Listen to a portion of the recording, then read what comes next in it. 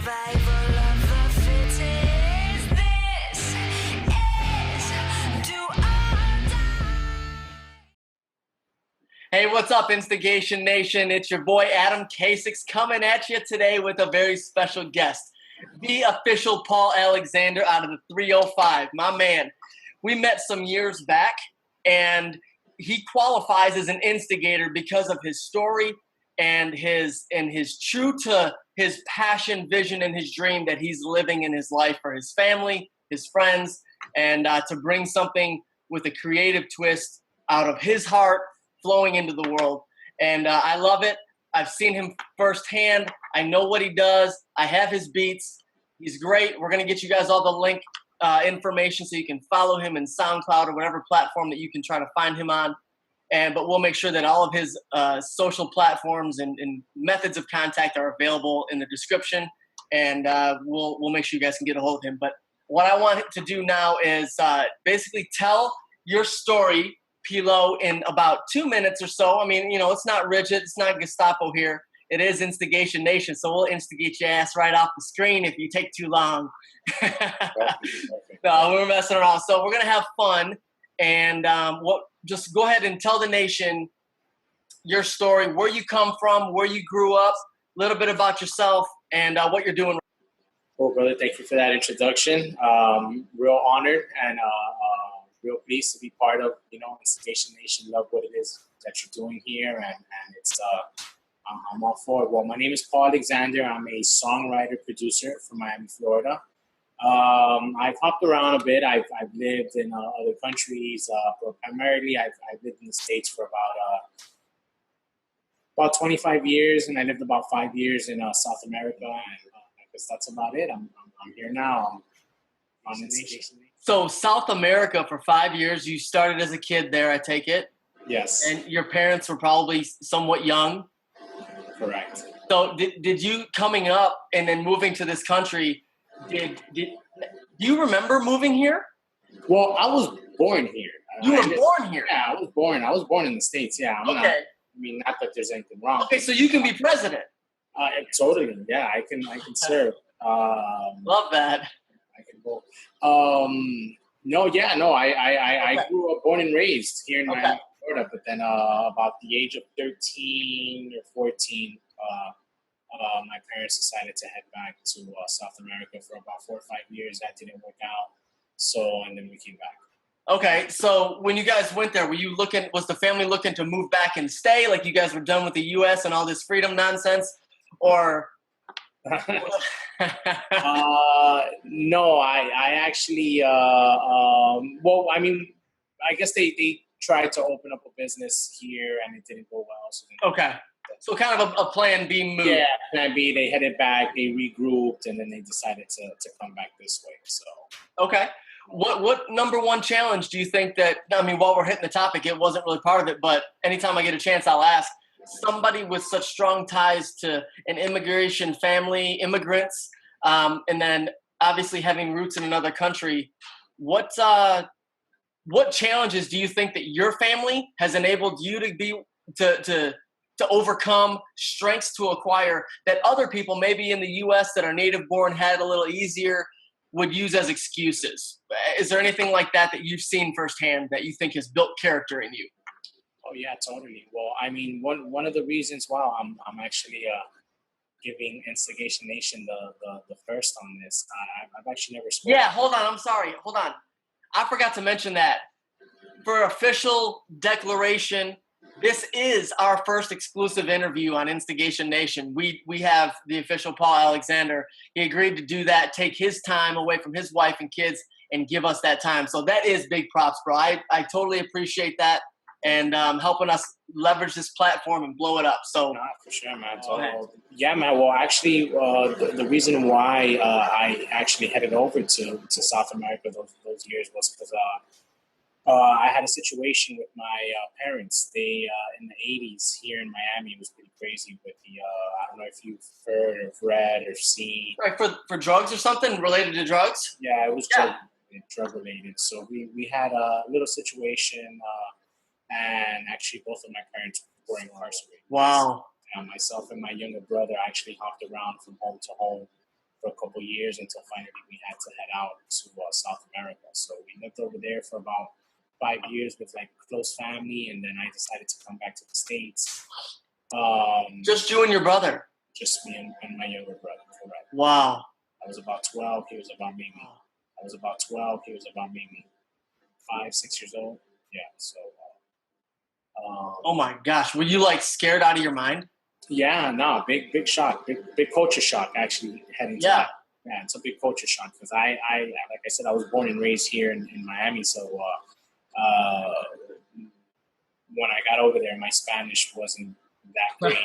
Yeah, like when I come to Miami. Totally. So well, you being able to develop through an adverse situation like that is really a big deal. Yeah, totally. Because it definitely, even though we had a lot of support from friends and family, it was a big, to a kid, his parents are, they're God. Yep. And they're stripped from you at such a young age. It's either you can go one way. I mean, I thought about leaning towards drugs, and I was like, look, I really don't have adult supervision at the moment. It doesn't tell me anything. Yeah. So it makes you or breaks you. Yeah. So, but fortunately, with the grace of God and everything, I was able to stay on the right path. Yeah, that's awesome. All right. So obviously, music is your passion, and it's something you had dreamed about for years. Had you ever done anything not related to music for money to make it happen, to make life happen? Oh, totally, man. I mean, what was the worst job you ever had? Worst job? Worst job. Nastiest, most degrading, whatever. Yeah, I would say worst job that I had, believe it or not, was for the phone company. Yeah? Yeah, that was a... what, they're like slave drivers over there or something? I'm talking about slave drivers. I'll refrain from saying who they are, but it was probably one of the worst working environments I've ever been in. They really made you feel like a 2010 slave. Wow. Yeah. So you like up on telephone poles in that Miami heat and doing all that stuff? Attics, and I don't know if you've ever been in an attic. Man, I did attic work in Afghanistan in metal buildings. There you go. So you know you're a slave when you're in the army though. In the military. So yeah, no, that was bad. I mean, not for the physical work, because I'm not afraid of the physical work. Yeah. It was more of the environment that they would create. They would create an environment where it felt like you were walking on eggshells the entire time. Yeah, intimidation, just every day, if you were coming in with a job or not. And at the point, it was a really good paying job at the moment, and financially, I really needed it. And so the fear of losing that job every day when you go to work. Man, that sucks. Yeah. So that's the bad one. What's the best job you ever had? Have to humble yourself because you need sure. a paycheck. So what's the best job you ever had? Best job? Best job. Not related to what I'm doing now, or correct. Best job that has nothing to do with what I'm doing at the moment. Best job I would say was in high school. I worked the Dade County Youth Fairs, and that was a fun gig. Yeah. Yeah, it was selling roast corn. It was selling corn. Yeah, because you got to spit at the honeys all day. Yeah. All right. So if that was your best job ever, was it better? Because you see those things like the worst day fishing is better than the best day at work. You ever seen like these bumper stickers? Oh, yeah. Was it like that? Like the best day doing that wasn't as good as the worst day doing music? Would you agree with that? Oh, totally. Yeah. Sure. No matter what. Yeah. Okay, so you. All right. So how or when kind of give us some context of how did you know your love for music was oxygen to your brain, the heartbeat of your life. How or when did you know that? When did that aha moment happen for you? I think it was right after high school. Right after high school. Most high school kids, I wasn't very sure what I wanted to do. My brother left to the service. I knew I didn't want to go into the service, so I had an uncle that he was a pilot for an airline, and he recommended that I would get into aeronautics. So there's an aeronautical school here in Miami where you have to apply to attend. I mean, you have to be accepted. You have to pass an exam. And the week that I found out, or the week where I needed to make a decision if I was going to assist this program or not, that week I actually ran into an old buddy of mine. He invited me to a recording studio, and I always had a passion for music or something like that, but it wasn't until I had no idea what it's just why I wanted to go. I don't know. I just thought it was something cool. I was like, yeah, let me see what is a recording studio. And I'll tell you, man, the minute I walked into that recording studio and I saw that console and I saw all the lights blinking and I saw all of that, like it literally took my breath away. I was like, oh my God, this is Wow. This is me. I think the next day or the day after, I had to accept they needed to if I was going to attend the aeronautical program or not, and I passed it. I didn't accept it, and I signed up for a music program instead. Wow. Yeah. So Man. I think that was definitely it where I knew. It was just something that just hit me. Sure. Serendipity. Yeah. It was that moment. It felt like home. Like it felt like I needed to it felt totally natural. And the skies didn't. I'm afraid of heights, so why was I even thinking of becoming a pilot? Yeah. That's awesome. Now, you had mentioned to me before how being in Colombia gave you certain sights and sounds that also inspired you. Correct.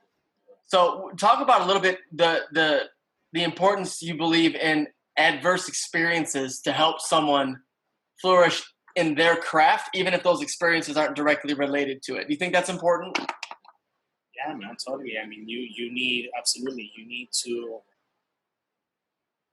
You need to live. Me personally, I every time I travel or I experience a new culture or a different language or different types of foods, it's just it's a total creative fuel that I need to do what I do on a daily basis, which is produce and write songs for artists. As far as, let me make sure I have your question right. As far as what those experiences will do to just whether they're important, and you already said it. The diverse experiences give you your creative fuel. So I would say diversity breeds creativity. Always, just everything. Mm-hmm. Yep, awesome. All right, so getting started, moving along, knowing you're moving toward the passion. When did you know that you could no longer work for the man and you had to go do your thing? Yeah, like I said, after high school, I decided to enter a music program, and then during around my mid-20s, I was doing music, and I decided to open up my own record label, and I made. I took a pretty big hit. I probably lost about 30 grand doing the label. And I was young. I made a lot of mistakes, but it was a huge financial hit because I used all my student loans and private loans and everything to fund this project. And it definitely taught me a lot. It taught I mean, you learn in business, and you learn, especially in the entertainment industry. It's very cutthroat, and they. I was young and just didn't read paperwork the way I should have read paperwork, and it was a big life lesson. So would you say the cliche says, when you don't get what you want, what the thing that you get is experience. Totally. Yeah, So no. you got a lot of experience on that one. And big time. That's definitely what. I mean, I thought that, this. I guess this train that I was getting on, this would be just a one destination A to destination B. I had no idea that you have to go to destination B, C, D, E, F, G, H, I, all the way to Z. Yeah. So you finally get to Z, and I'm still not at Z. Right. All right, sweet. So tell us a story about when you made the jump. I was working at the phone company, and this. Go ahead. I'm going to pull up a little surprise. Go ahead. I'm not ignoring you. That's fine. This was already more than a hobby. I had already written a couple songs for a couple artists. I had already gotten some placements on TV, and but it still wasn't enough for me to sustain myself financially. And I think it was about 2 or 3 years ago. I was working, and every day, I don't know, all of a sudden there was just every day I would wake up and I was feeling worse about myself, the situation I was in. I mean, nothing was going wrong at work. I mean, things were still fine at work. I was okay, with the paycheck, but that's what it was. It's just I wasn't happy with myself. I wasn't happy where I was. I mean, it was a feeling that just constantly kept growing inside of me. Every morning that I would wake up, I was hating to go to work every day, and I guess the straw that broke the camel's back. It was one day I was at work, and there was an altercation with a client, or something was going on, and then everything just kind of like everything went in slow motion for me.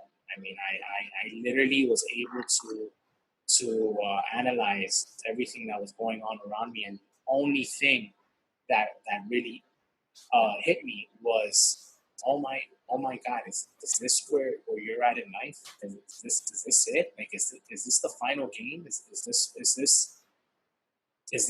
what it's about? Like, you're that's it. And that's when I said to myself, no way, I can't do this anymore. Either I do what's going to make me happy, or I live under a bridge, but I'm going to be the happiest person living under the bridge, because I feel worse about myself now where I'm at. So, Right. So if you get a long enough extension cord, you could technically pull off the under the bridge move. Totally. Yeah. Totally. Mm-hmm. All right, so that's it. You made the jump, and because you were no longer willing to live with yourself, whether spiritually and emotionally, that way. It was just bad. Just the entire aura around me was bad. Every day, and it was. It's a weight. It was a weight. Exactly. It was just a negative weight on top of me, and it was just I wasn't happy, and I saw the years. 1 year, oh, this is temporary. 1 year turned into 2 years to 3 years. Before I knew it, okay, I've been here 7 years. Yep. And every day I'm feeling worse about myself, and I couldn't take it. It's either I make the decision now to, like I said, the thing is that the music was already kind of moving. I was already by this point. That's actually a good point. So you didn't wait while you had a job. You were actively working in your passion. Correct. Well, I mean, you loved in your off time. Well, yeah. Well, at the time, it was still a hobby. I was still writing songs, and I was still producing records, but it had not taken. I still was not traveling. I still was not getting paid. how I should be getting paid at the moment. But it was a it was slowly starting to grow. So would you say, so after work every day, when you come home, you weren't like just watching 4, 5, 6 hours of TV every night? Oh no. That's for sure. That's But don't people need to relax? not if you're I mean if depending on how I mean what do you want to do? I mean What do you want to do exactly? I mean I knew I was not currently happy in the position that I was in. Yep. So I knew that I needed to write better songs and I needed to produce better music and I needed to get it out to the people that I needed to get it to see if I would get the opportunity to travel and to perform. And so I knew that I could do it. It's just I needed to put in the time. But like I said, I was working about 12-hour shifts. I would get home around 7, 8 in the evening, and I would drive to a buddy's studio, which was about 30 minutes away, and we would work on music there till about 2 in the morning, and then I would come home, go to sleep, and be up again at 6, 7 in the morning and do it all over again. Because I once I made the decision that I no longer wanted to, work for the man, that's when I decided to sacrifice my sleep and try to make it happen. I'll tell you, in my experience and the people that I know and from my own personal life, if there's another way to do it, I don't think anybody's found it yet. No. But it does get to a point where once your hobby or your passion, turns into a hobby, and then once your hobby starts to eventually can turn into your business, you do have to make a decision whether you're gonna keep it as a hobby or are you gonna take the risk and turn this into your life, into your business. And it started to take hold about 2 to 3 years ago, and I believe it's 2014 is when I was able to finally leave my 9-to-5 job and do music full time. Yeah, that's awesome. So, what perspective or ideas do you want to help the viewers of Instigation Nation grab onto from your life, your experiences, and use in their life right now? So, basically this. If you were to take some of your lessons that you're doing that you know that it takes to succeed, and there's, let's say, a single mom somewhere in the Midwest watching this right now, and what she's trying to do is find a better life for her 5-year-old, 3-year-old, whatever, right? What kind of lesson would you give to her when she knows she has something inside her, but it's every day? Maybe she's a cashier, maybe she's right. No, What's a perspective, an idea, a first step of action? What I would say is just take a step, whether how small the step is. As no, I would say set yourself up with small goals, no matter how small you think it is, but every day. That's what I would do. I mean, I every day I would set myself a goal towards my passion, what I wanted to do for myself. So anything, no matter how small it is. I remember I saw something on the internet of Will Smith, and he was giving the story of something about a brick wall or something, where every day. Laying bricks, after brick. Yeah, just lay one brick, and you lay that brick as perfect as you can.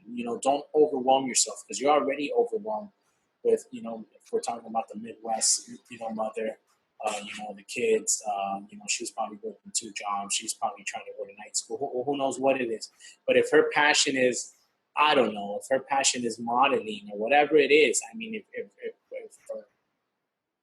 whatever it is. If it's so let's say she wanted to be an artist, a practical step, and then she's working all the jobs and she's not doing anything with art other than scrolling Instagram once in a while.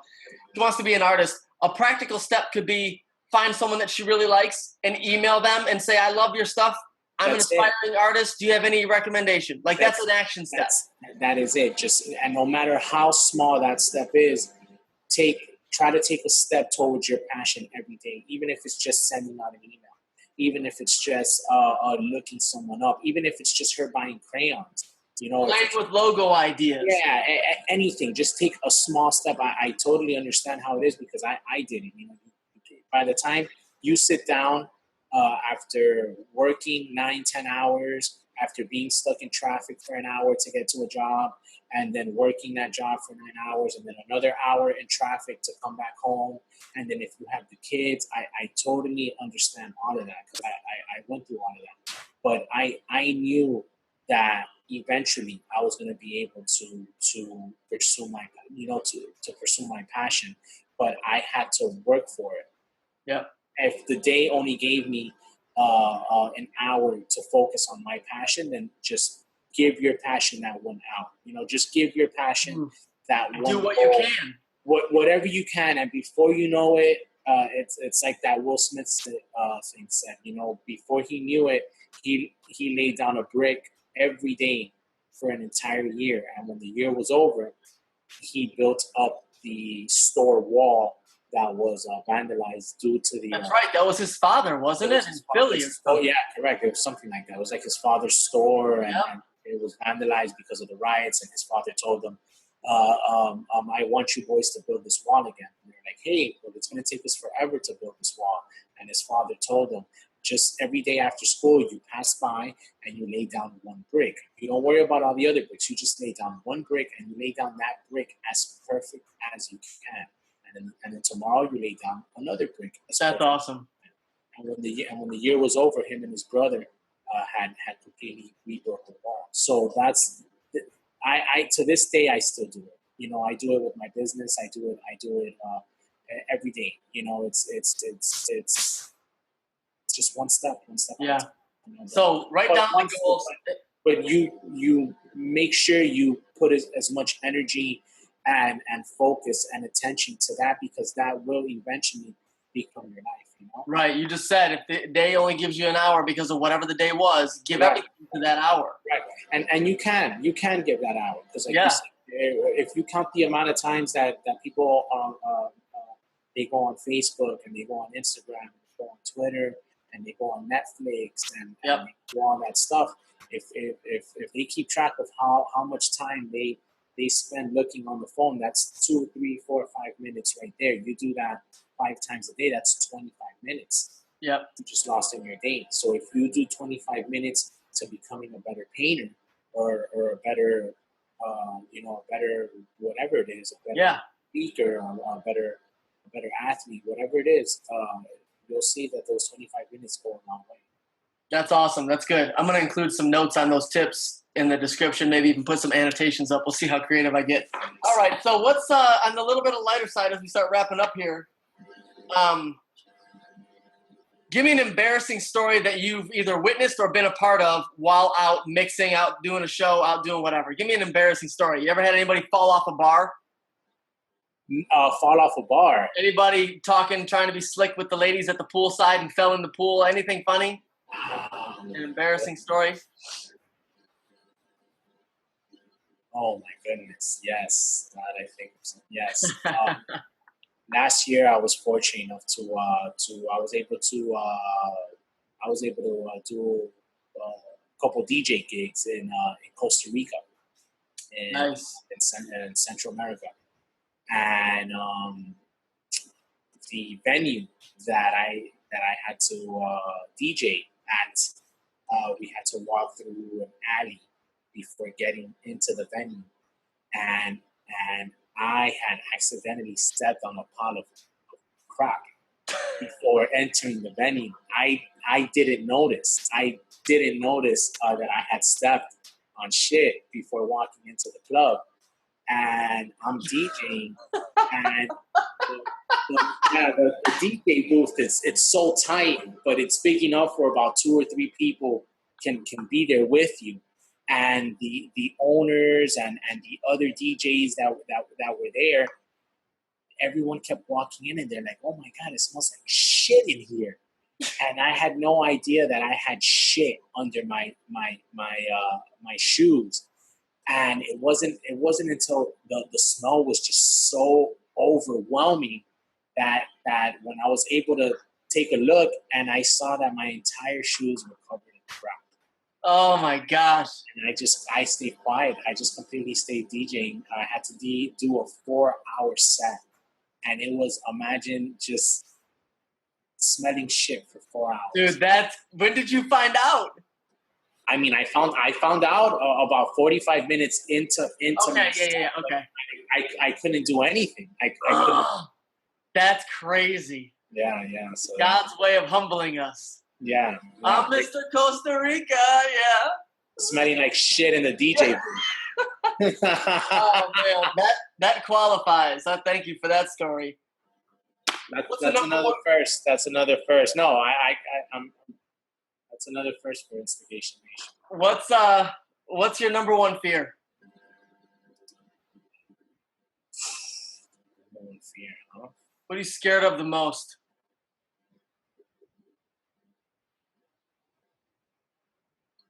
I mean, currently, right now, the situation I'm in is going back to a 9 to 5. Yeah, because I've Losing the ability to live the dream. losing. Yeah.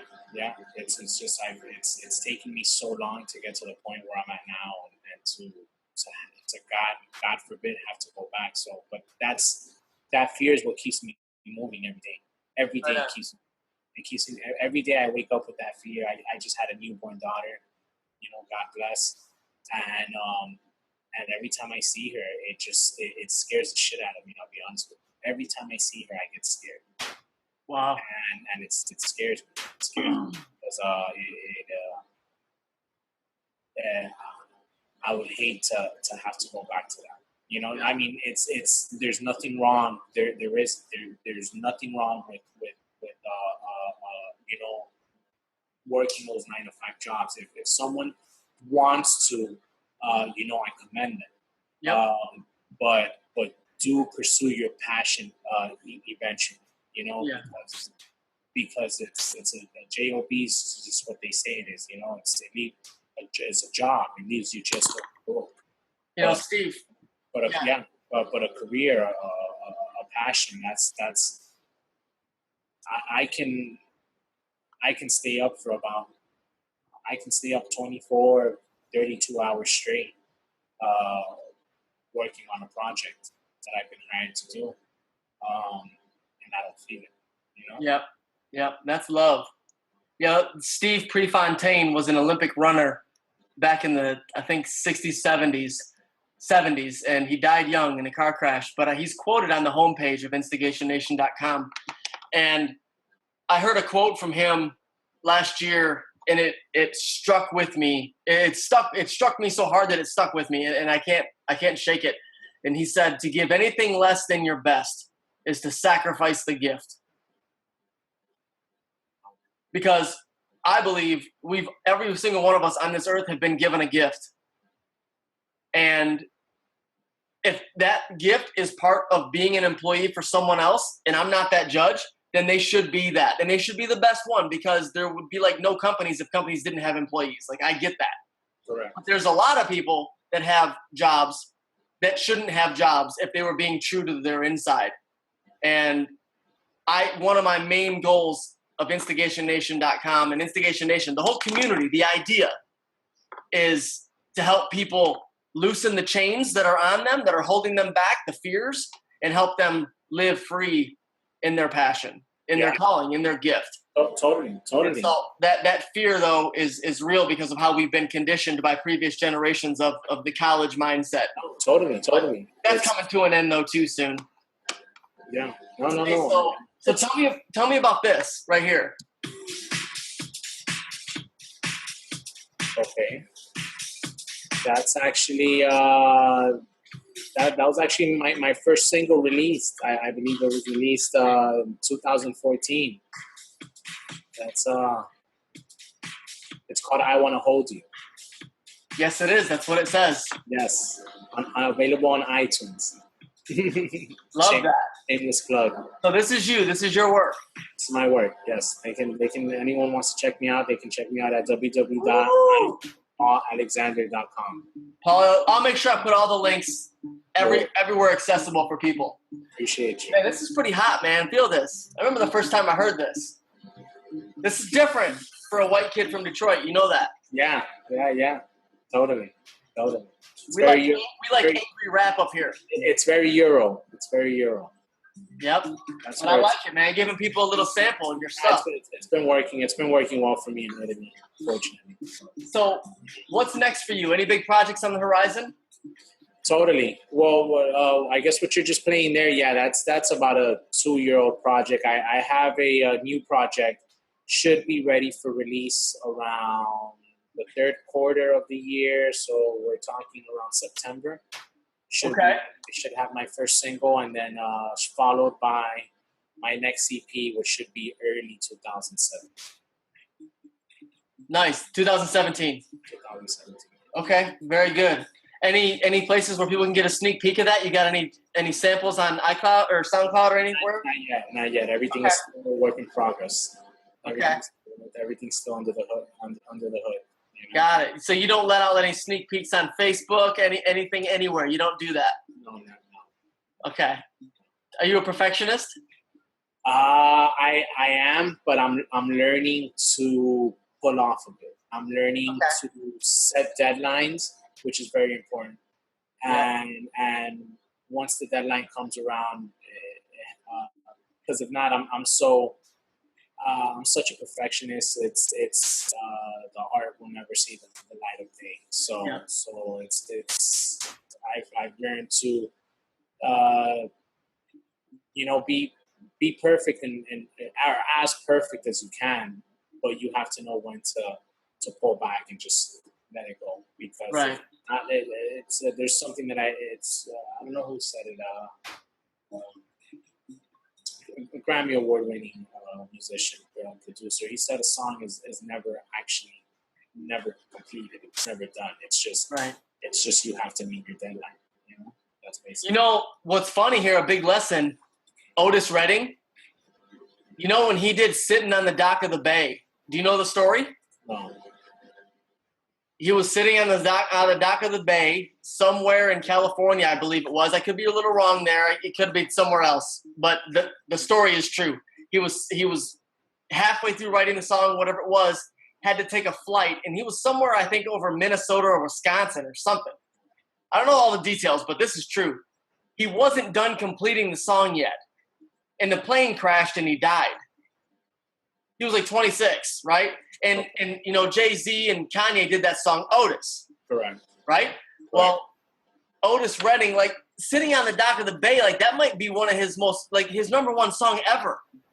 And he died like halfway, 3/4 of the way through actually finishing the song, the lyrics. The lyrics weren't even done. Wow, so that song was never actually completed. It was never finished. I don't know if they looped the hook for the audio or whatever they did, whatever you guys call it, but they just played out the music. That's why if you listen to the song, the music's a little long at the end. Okay. Here's to perfection. There you go. Yeah. Nice. Couldn't plan that better, for him. Yeah. Totally. So that's it. We totally appreciate your time, man. I love you, bro. Love your heart. Love your spirit. Love you, appreciate you, man. Thank you, man. I need one of those hats. You should have sent me one of those hats. I would have wore it. We don't have. I hear people comment on it. The demand is increasing, so maybe we'll have to start. Where can I get one of those hats on the site? You send the word and we'll make it happen. I don't have a storefront yet for stuff like this, but I'm thinking of we got the Kasix. That's the LLC that I have govern everything. And I got that logo happening everywhere. But the Instigator thing is taking off a little bit. We got the IN for Instigation Nation. The logo was just completed last week. So we'll be putting some of that stuff on some swag and some merch, and I'll be make sure that you get your deal. Oh, man, and I told you, man, I love your concept, and I love the idea, because it's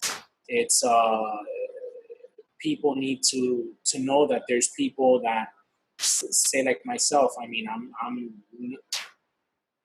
I'm not even close to my final goals, but I was able to set myself up to leave my 9-to-5 job, and it's possible. It's possible. You can do it, and people need to know. They need to see the not the you know how you were telling me. You know, you see these videos, and it's, hi, I'm Jack. I'm a millionaire, and these are the steps that I took. Yeah, I'm 15. I'm on my Lamborghini. Yeah, correct. I'm on my Lamborghini. Yeah. There's never been any documentation or interviews with individuals or people that are just fighting every day and living every day, and they have to pay bills and they have to pay rent, and they have a kid in one arm, and they're still trying to pursue their passion, and what keeps their blood pumping.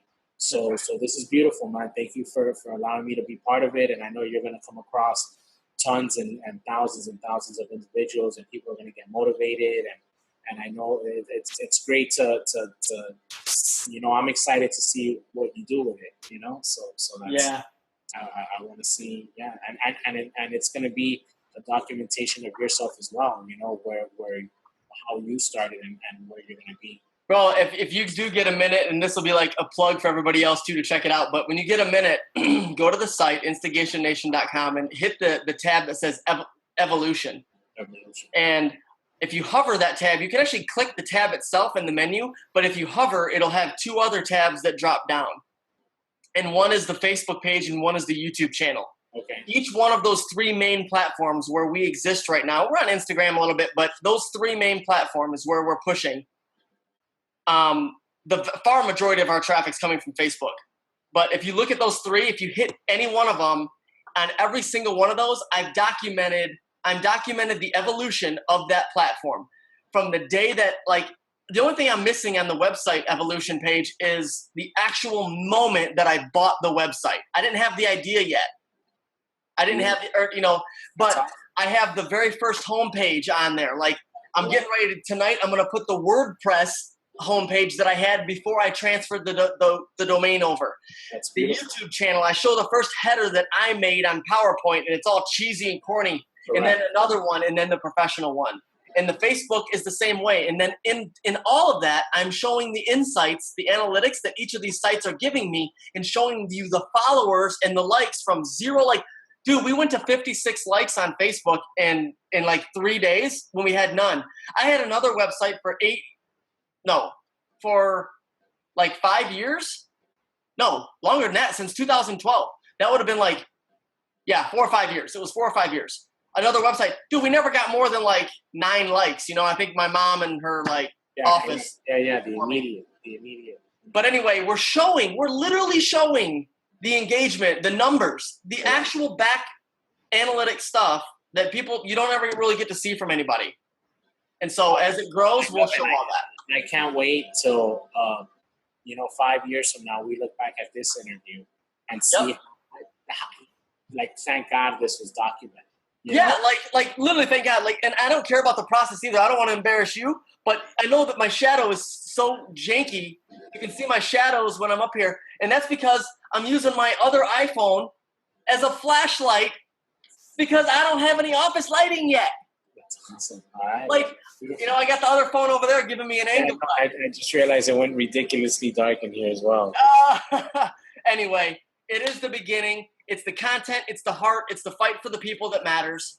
And anybody that's looking into lighting over